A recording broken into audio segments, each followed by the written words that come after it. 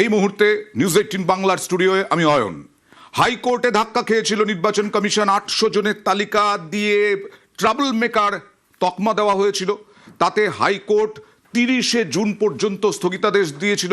আবারও কমিশনের ওয়ারি তালিকা চ্যালেঞ্জ করে কলকাতা হাইকোর্টে মামলা, কারণ আবারও 350 জনকে ট্রাবল মেকার তকমা, এবং তাতে আবার হাইকোর্টে চ্যালেঞ্জ করলেন বন্দ্যোপাধ্যায়ের। সরাসরি চলে যাব কি হলো হাইকোর্টে, অর্ণবের সঙ্গে কথা বলবো। অর্ণব, হাইকোর্টে আজকে শুনানিতে কি হলো? রায়দান আপাতত স্থগিত, আজকেই কি রায়দান হতে পারে?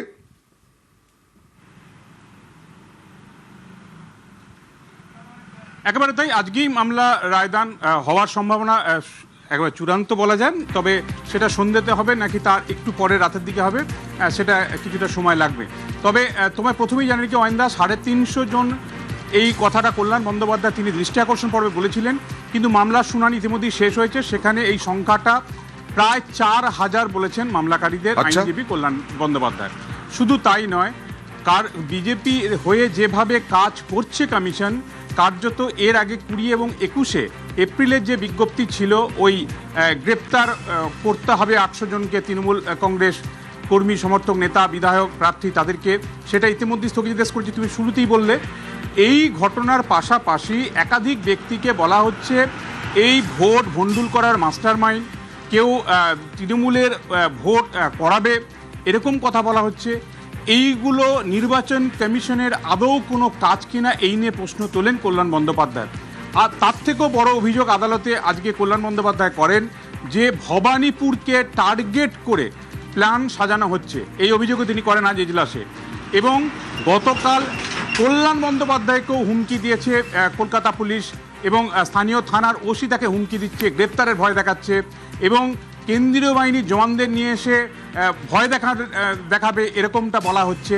কাজেই সব মিলিয়ে যে চেহারাটা তৈরি করার চেষ্টা হচ্ছে, কোথাও একটা কমিশন তারা তাদের নোটিশ বিজ্ঞপ্তি সেটা হাইকোর্ট স্টে দিক বা সেটাকে উইথড্র করুক, কার্যত কমিশনের মনোভাবটা বদল হচ্ছে না। কার্যত কমিশন তৃণমূল কংগ্রেসকে একেবারে অপরাধীর তকমা সেটে দিচ্ছে এবং তাদেরকে খুঁজে খুঁজে গ্রেপ্তার করার কথা বলছে। এটা কোনো সভ্য দেশে চলতে পারে না। একটা নির্বাচন, সেই নির্বাচনের অর্ধেক প্রায় নির্বাচন হয়েছে বিধানসভার আসনে, 142টা কেন্দ্রে নির্বাচন রয়েছে কাল। এই অবস্থায় 4000 জনকে কার্যত প্রিভেন্টিভ অ্যারেস্ট বা ওড়ি তালিকা রাখা হয়েছে, যার 95% বা তারও বেশি হচ্ছে তৃণমূল কংগ্রেসের নেতা কর্মী, হয় ত্রিস্তরীয় পঞ্চায়েত ব্যবস্থার কোনো একটা অংশের তিনি সদস্য, নতুবা তিনি তৃণমূল কংগ্রেসের প্রার্থী, নতুবা তিনি বর্তমান তৃণমূল বিধায়ক। কারণ 6 মে পর্যন্ত তৃণমূল যারা বিধায়ক রয়েছেন বা যে বিধায়ক দলেরই হোক না কেন, তাদের মেয়াদ রয়েছে। বিধায়ক নয় বা তৃণমূল কংগ্রেসের কোনো কাউন্সিলর এইভাবে যদি কাজ করে একটা 142 আসনের বিধানসভা নির্বাচনে যদি 4000কে ট্রাভেল ব্রেকার বলে এবং তাদের প্রায় সবাই তৃণমূল কংগ্রেস হয়, তাহলে সেটা কোনো সুষ্ঠু গণতান্ত্রিক দেশের কোনো স্বাধীন স্বায়ত্তশাসিত সংবিধানের অধিকার পাওয়া কোনো অটোনোমাস বডির কাজ কিনা, এই প্রশ্ন তোলেন। আমি অর্ণব তোমার কাছে আসবো, তবে দর্শকদেরকে আরো একবার জানাই যে আমরা 350 কথা বলছিলাম, কিন্তু কল্যাণ বন্দ্যোপাধ্যায় আইনজীবী তিনি 4000 দাবি করেছেন। 4000 উদ্বেগ তালিকায় এরকম 4000 নাম রয়েছে, যার বেশিরভাগ অর্থাৎ সবাই, প্রায় সব নামই তৃণমূল কংগ্রেসের প্রার্থী, না হলে কাউন্সিলর, না হলে ভাইস চেয়ারম্যান। এই ধরনের দাবি করা হয়েছে কল্যাণ বন্দ্যোপাধ্যায়ের পক্ষ থেকে। কেন হাইকোর্ট 30শে জুন পর্যন্ত যে স্থগিতাদেশ দিয়েছিল, সেই স্থগিতাদেশের পরেও এই উদ্বেগ তালিকা, সেই নিয়ে প্রশ্ন তুলেছেন কল্যাণ বন্দ্যোপাধ্যায়। কমিশনের কোনো বক্তব্য, অর্ণব?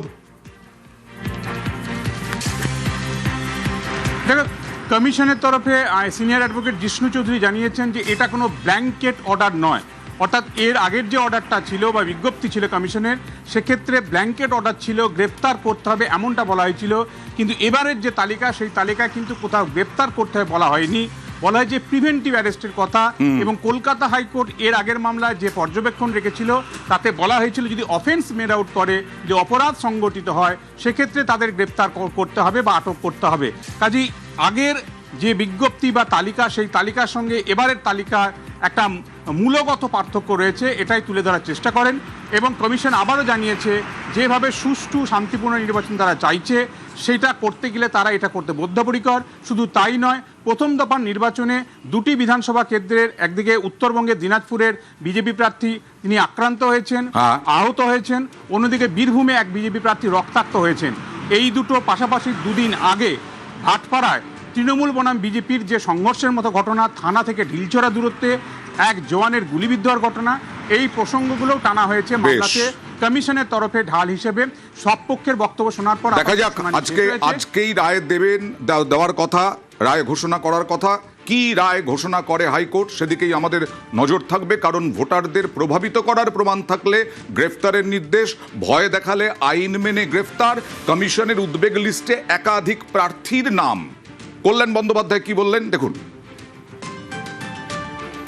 কল্যাণ বন্দ্যোপাধ্যায়, দেখাবো কল্যাণ বন্দ্যোপাধ্যায়ের বক্তব্য, তবে তার আগে রাজনৈতিক তরজাও তুঙ্গে। তার মধ্যে সমস্ত বিধায়ক কাউন্সিলরদের নাম প্রকাশ করে বলছে যে এরা ভোট প্রভাবিত করতে পারে। এটা কোর্ট, আমার কাছে যতটুকু খবর কোর্ট খারিজ করে দিয়েছে, সুমোটো খারিজ করে দিয়েছে। বলেছিল যদি পরবর্তীতে প্রমাণ পায় তাদেরকে গ্রেফতার করতে পারে। প্রমাণ করুক না, আরে করুক না, কত গ্রেফতার করবে? গ্রেফতার করলে ভোট শেষ হয়ে যাবে। যেখানে এক একটা কেন্দ্রে আমরা 50,000 1 লাখ ভোটে জিতবো, সেখানে কত লোককে অ্যারেস্ট করবে? সবাইকে অ্যারেস্ট করুক, তাও তৃণমূল কংগ্রেস 250-এর বেশি আসন পাবে। দুষ্কৃতি মানেই পশ্চিমবঙ্গে কোনো না কোনোভাবে তৃণমূলের সঙ্গে যুক্ত।